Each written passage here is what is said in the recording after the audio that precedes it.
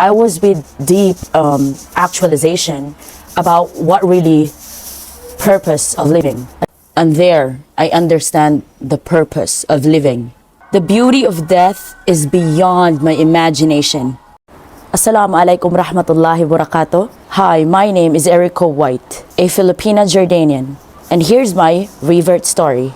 Way back 2023 of January, I was with deep actualization about what really purpose of living. And I keep asking myself, yes, I have worked, made money and resources, and home, cars, children, and married.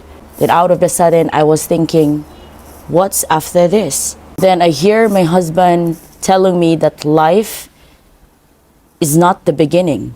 So I question myself, isn't it really the beginning?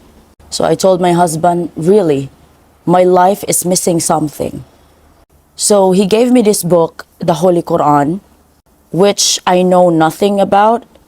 And he told me that give time to read this. So I've read it.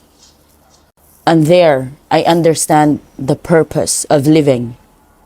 I was shocked that all my questions that are not answered are all in that book. The beauty of death is beyond my imagination. It is so profound that left me in the corner, questioning my life habits.